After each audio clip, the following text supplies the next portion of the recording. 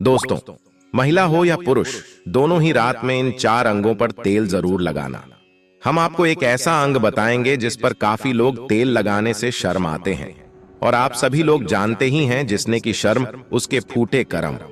जी हां दोस्तों, शरीर के इन 4 अंगों में यहां तेल लगाने से आपका शरीर स्वतः अपनी सारी बीमारियों को नष्ट कर देगा, यानी कि वह खुद ठीक कर लेगा। तो वह 4 अंक कौन कौन से हैं और कौन सा तेल लगाना चाहिए, ध्यान से सुनना। इस बात को, शरीर की इन 4 अंगों में से जो एक अंग है वह ऐसा अंग है जहां पर आपको तेल लगाना जरूर चाहिए। आप सभी लोगों ने सुना होगा जिसने की शर्म उसके फूटे करम। यह बात बिल्कुल सही है, आपको बिल्कुल भी शर्म नहीं करना है। जो लोग इस वीडियो को छोड़कर जाना चाहते हैं वह अभी ही चले जाए, क्योंकि यह जानकारी बहुत ही महत्वपूर्ण और लाभकारी है। हो सके तो सारे काम छोड़कर आज अपने शरीर के लिए इस वीडियो को ध्यान से सुन लेना, महिला हो या पुरुष हो। बस इन 4 अंगों में तेल लगाने से आपकी थकान कम हो जाएगी और दोस्तों, आपको पूरी रात अच्छी नींद आएगी। यह जो हम 4 अंक आपको बताने जा रहे हैं, महिला और पुरुष दोनों को ही इन 4 अंकों में तेल लगाना है। कोई भी महिला या पुरुष जो आज हम आपको बताने जा रहे हैं, हमारी बातों को हल्के में मत लेना। काफी बार क्या होता है, महिलाएं काफी ज्यादा थकान महसूस करती हैं। ऐसे में इन 4 अंगों पर तेल लगाना शुरू कर दिया तो आपकी थकावट दिनों दिन कम होती चली जाएगी। आज दोस्तों, हम आपको जो बताने जा रहे हैं, 4 अंगों में से एक अंग जहां पर आपको जरूर से जरूर तेल लगाना है, उसको बिल्कुल भी नहीं छोड़ना है। और इसीलिए उस अंग को बिल्कुल नहीं छोड़ना है, क्योंकि वहां से 72,000 नाड़ियां निकलती हैं और वहीं से ही रोग की शुरुआत होती है। अगर हम उसको बैलेंस कर लेंगे तो हमेशा हम स्वस्थ रहेंगे। इसलिए आपको बिल्कुल भी शर्म नहीं करनी है। 4 अंकों में से इस अंक के ऊपर भी तेल लगाना है, सरसों का। और अभी हम आगे वीडियो में बताएंगे वह कौन सा अंग है। और दोस्तों, 4 अंकों में से एक अंग ऐसा है जहां से हमारा पूरा शरीर चलता है, और यह वाला अंग महिला और पुरुष में दोनों में ही पाया जाता है।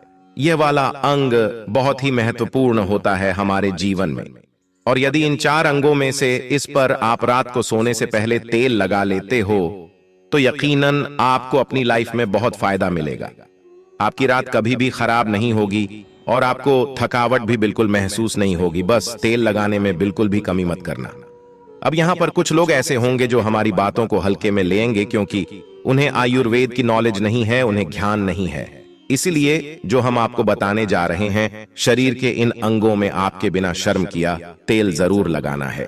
कोई भी मनुष्य हमारी बातों को बिल्कुल भी हल्के में लेने की भूल न करें। और इन 4 अंगों में तेल लगाने से पहले सबसे पहले यह उपदेश जरूर सुनना चाहिए। इस उपदेश को सुनकर आप अपने जीवन को सफल जीवन बना सकते हैं। दोस्तों, भगवान महात्मा बुद्ध का अनमोल विचार। एक दिन एक राजा भगवान बुद्ध के पास आया। बुद्ध के आश्रम में बहुत भीड़ थी। राजा ने भगवान बुद्ध से आग्रह किया कि वह एकांत में कुछ बुद्ध से कहना चाहते हैं। तथागत बुद्ध बोले, सर्वत्र एकांत है, यही बोलो। फिर राजा ने कहा कि मैं तथागत सन्यास लेना चाहता हूं। बुद्ध गंभीर हो गए। वे बोले कि तुम्हें सन्यास होने के लिए दीक्षा के पहले मेरी एक शर्त पालन करना होगा। राजा ने स्पष्ट किया कि जब दीक्षा लेनी ही है और सन्यास होना ही है तो मुझे आपका सभी शर्तें मंजूर है। और फिर तथागत बुद्ध ने आदेश दिया और कहा, अपने कपड़े उतारो, अपने जूते उतारे और नग्न हो जाओ, और इसी नग्न अवस्था में अपने राज्य के राजमार्गों पर स्वयं को जूते मारते हुए चक्कर लगाकर आओ। तथागत बुद्ध यह क्या कह रहे हैं? मैं एक राजा हूं, इस तरह से मैं नग्न होगा और नग्न होकर अपनी ही सड़कों पर कैसे खुद को जूते मारते हुए चक्कर लगाऊं? लेकिन फिर भी राजा को संतुष्ट होना था, तो उन्होंने भगवान बुद्ध की शर्तें मान ली और वे वैसा ही करने के लिए निकल पड़ा। राजा ने वैसा ही किया। वह नग्न होकर स्वयं को जूते मारते हुए राजधानी की सड़कों पर दौड़ने लगा। और यहां उसके चले जाने पर शिष्यों ने बुद्ध से कहा कि जब हम आपसे दीक्षा लेने आए थे तब आपने तो ऐसी कठोर शर्तें नहीं लगाई थीं। आप तो स्वयं करुणा अवतार हैं, फिर आपने राजा के साथ ऐसा कठोर व्यवहार क्यों किए? तब भगवान तथागत बुद्ध बोले, जब तुम लोग सन्यास लेने आए थे तब तुम्हारे अहंकार बहुत बड़े नहीं थे, इसलिए तुम लोगों से घर घर भिक्षाटन करवाकर ही काम बन गया। यह तो एक बड़े राजा है, इसका अहंकार भी बहुत बड़ा है। इसलिए जितनी बड़ी रोग उतनी बड़ी दवाएं, इसलिए महारोग की दवा भी अधिक शक्तिशाली होती है। इसी कारणवश मैंने इनका परीक्षा भी इतना कठिन किया है।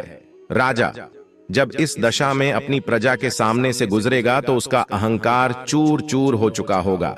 राजा ने शाम तक शर्तें पूरी कर ली और बुद्ध के चरणों में आकर गिर गया और फिर बोला, तथागत, अब तो मुझे आप दीक्षा देकर मुझे संन्यास करें। भगवान बुद्ध ने राजा के सिर पर मुकुट रखा और कहा कि अब तुम्हें संन्यास लेने की जरूरत ही नहीं है। जाओ और कर्ता भाव छोड़कर साक्षी भाव से राज करो। अब तो तुम राजा हो चुके हो, अब तुम संन्यास राजा बन चुके हो। किस तरह से भगवान बुद्ध ने एक राजा को उपदेश दिया और राजा का जीवन धन्य हो गया। दोस्तों, ये छोटे से उपदेश से आपको क्या ज्ञान प्राप्त हुआ? स्वास्थ्य से संबंधित बहुत ही महत्वपूर्ण जानकारी। दोस्तों, यह हमारा शरीर किस से बना है, यह सबसे पहले जानना जरूरी है। और हमारे शरीर में कौन से 3 दोष पाए जाते हैं? हमारा शरीर 5 तत्वों से बना है और हमारा शरीर में 3 दोष पाए जाते हैं, वात दोष, पित्त दोष और कफ दोष। इसे जानना जरूरी है क्योंकि यहां हर एक बीमारी का कारण होता है। क्योंकि हर एक बीमारी का जरिया ही 3 दोष है, इसलिए जानना जरूरी होता है। तो आपका शरीर का सबसे महत्वपूर्ण दोष ये 3 दोष है, पित्त दोष, कफ दोष और वात दोष। अगर आपके शरीर का वात दोष गड़बड़ हो गया तो 60 से 70% बीमारी होगी। अगर आपके शरीर का पित्त दोष गड़बड़ हो गया तो शरीर में 15 से 20% बीमारियां होती हैं। और आपके शरीर का कफ दोष गड़बड़ हो गया तो 5 से 10% बीमारी होती है। अब इन तीनों प्रवृत्ति